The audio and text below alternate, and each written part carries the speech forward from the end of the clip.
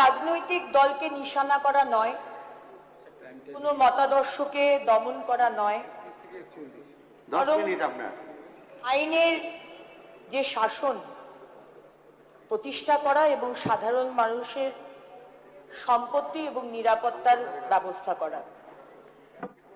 প্রথমে একটি প্রশ্ন রাখতে চাই স্পিকার মহোদয়, যে আজকে এই বিলটি আনা হলো কেন সেটা দেখা দরকার। আর এই প্রশ্নের উত্তর খুঁজতে গেলে লাস্ট যে 15 বছরের তৃণমূল সরকারের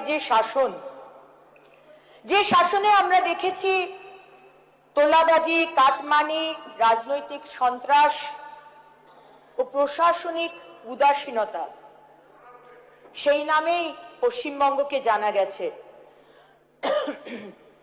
সাধারণ মানুষ নিজের বাড়িতে একটা পেরেক পুঁততেও কিন্তু ভয় পেতেন। যতই আগের সরকার বিজিবিএস করুক, কোনো ব্যবসায়ী, শিল্পপতি, ঠিকাদার কেউ রেহাই পায়নি, কারুর রেহাই ছিল না।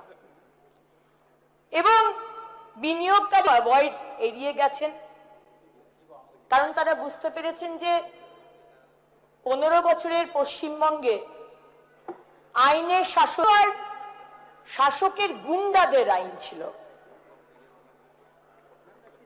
আজকে এসআইআর বলুন, সিএ বলুন, সারা পশ্চিমবঙ্গ দেখেছে রাজনৈতিক অশান্তির নামে রেল লাইন উপড়ে ফেলা হয়েছে, আগুন জ্বালিয়ে দেওয়া হয়েছে, বগি আগুন জ্বালিয়ে দেওয়া হয়েছে, সরকারি অফিস ভাঙচুর করা হয়েছে, পুলিশের গাড়ি পোড়ানো হয়েছে, বাজার দোকানপাট ভাঙচুর করা হয়েছে।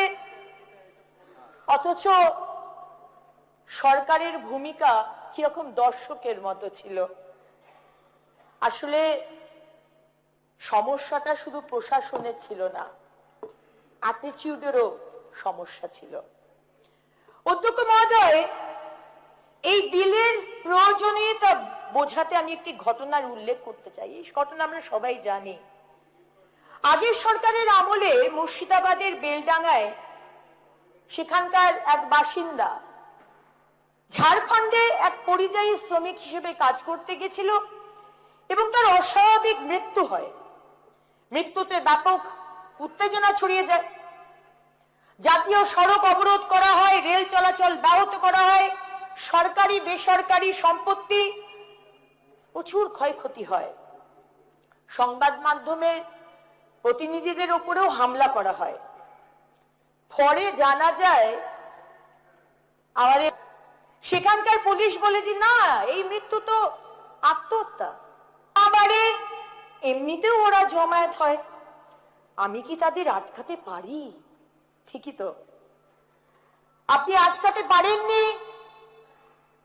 সরকারি সম্পত্তির ক্ষয়ক্ষতি হয়েছে, কিন্তু অধ্যক্ষ মহোদয়, প্রশ্ন হলো যে একটি মৃত্যুর প্রকৃত কারণ তদন্তের মাধ্যমে নির্ধারিত হওয়ার আগেই যারা বা যে নিজের হাতে আইন তুলে নেয় এবং জনসম্পত্তি নষ্ট করে, তার দায় সরকার বা সাধারণ মানুষ নেবে কেন? যে সরকার ভোট পরবর্তী সন্ত্রাসকে উপেক্ষা করে, যে দল গাড়ির বনেটের উপর দাঁড়িয়ে প্রকাশ্যে ডিজে বাজিয়ে ভয় দেখানোর রাজনীতিকে প্রশ্রয় দেয়, যে সরকার সমাজ বিরোধীদের বিরুদ্ধে কঠোর ব্যবস্থা না নিয়ে উল্টে তাদেরই পক্ষে কথা বলে, তাদের রক্ষা করে, সেখানে কোনোদিন আইনের শাসন প্রতিষ্ঠা হতে পারে না স্যার। আর সেই কারণে এই বিল আনা খুব দরকার। আমরা সবাই শুনেছি প্রাক্তন মুখ্যমন্ত্রী এক নেতাকে বলেছিলেন, তুই তো বোম বাঁধিস, অথচ পরবর্তীকালে সেই ব্যক্তির হাতেই শিল্প দেখার দায়িত্ব তুলে দেওয়া হয়েছিল।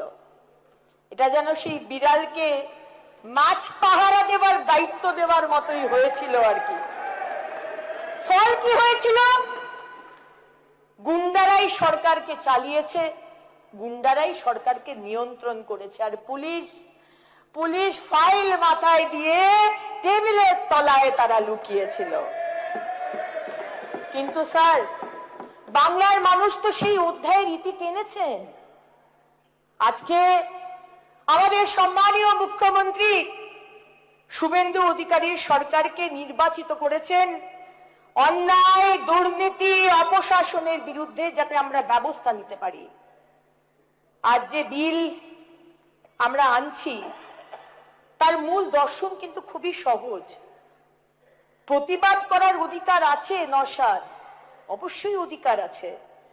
গণতান্ত্রিক আন্দোলনেরও অধিকার আছে, কিন্তু সেই অধিকারের আড়ালে নিজস্ব এজেন্ডা নিয়ে কেউ যদি বাসে আগুন দেয়, সরকারি হাসপাতাল ভাঙে, রেল লাইন নষ্ট করে, দোকানপাট লুট করে, ব্যক্তিগত বাড়িতে হামলা চালায়, তাহলে তাদের আর্থিক সে দায় তাদেরই বহন করতে হবে, সরকারকে নয়। এতদিন কি হতো স্যার? ফৌজদারি মামলা হতো, বছরের পর বছর মামলা চলছে, শেষ পর্যন্ত ক্ষতিগ্রস্ত সরকারি কিংবা বেসরকারি সম্পত্তির ক্ষতির টাকা আমরা দিতাম, সাধারণ মানুষ, আমাদের করের টাকা। অর্থাৎ অপরাধ করত কয়েকজন, কিন্তু মূল্য দিত গোটা সমাজ। এই অন্যায় ব্যবস্থা তো আর চলতে পারে না স্যার। এই বিলে তাই কমিশন গঠনের প্রস্তাব রাখা হয়েছে। এই কমিশন বিচার করবে কত টাকার ক্ষতি হয়েছে, কারা দায়ী এবং কার কাছ থেকে সেই ক্ষতিপূরণ আদায় করা হবে।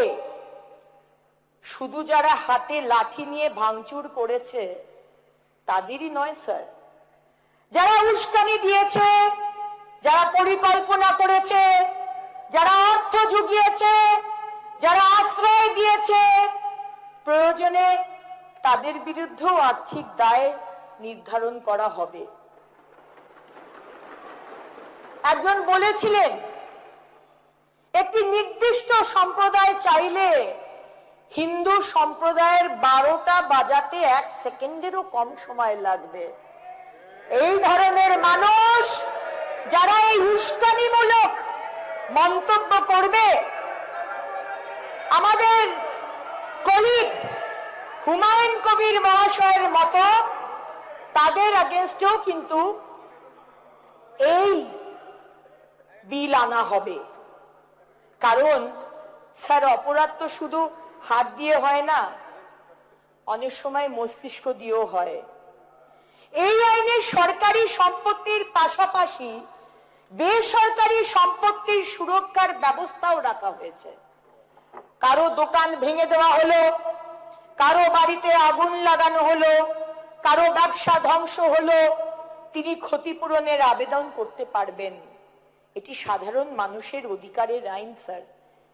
বিরোধী বন্ধুদের একটি কথা স্পষ্ট করে বলতে চাই, এই আইন কোনো রাজনৈতিক প্রতিহিংসার অস্ত্র নয়। এই আইন রাজনৈতিক রং দেখে প্রয়োগ হবে না। কারণ আপনারা জানেন যে এই কটা দিন আমাদের সরকার এসেছে, রাজ্য পুলিশ অনেককে অ্যারেস্ট করেছেন, গ্রেপ্তার হয়েছে, কিন্তু একজনেরও কিন্তু এখনো বেল হয়নি। আইনের চোখে সবাই সমান। এই সরকার, সম্মানীয় মুখ্যমন্ত্রী শুভেন্দু অধিকারীর সরকার প্রতিশোধের রাজনীতি করে না, এই সরকার আইনের রাজনীতি করে।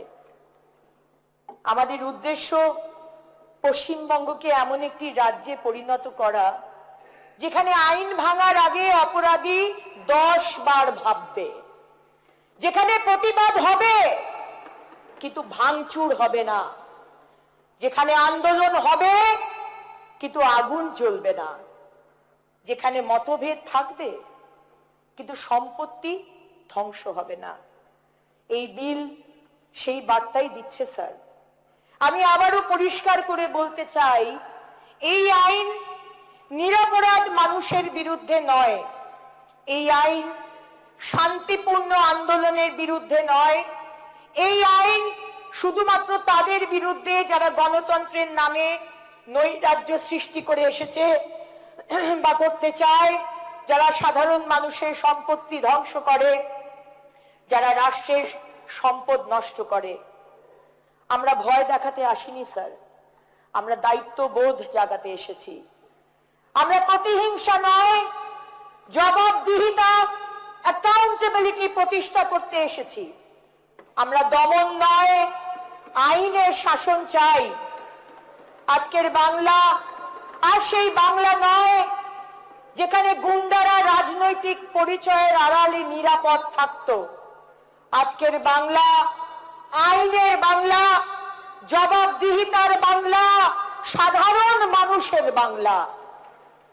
আর শেষে স্যার সুকুমার রায়ের ছন্দের ধারাতেই বলতে চাই, মিটিং হবে, মিছিল হবে, সভা হবে, অবশ্যই হবে, বাধা দেবে কে? কিন্তু যদি ভাঙচুর করো ছাড় পাবে না সে। করের টাকায় ক্ষতি পোষার দিন গিয়েছে কবে? ভাঙলে এবার ক্ষতিপূরণ দিতেই হবে তবে। ধন্যবাদ স্যার। ধন্যবাদ।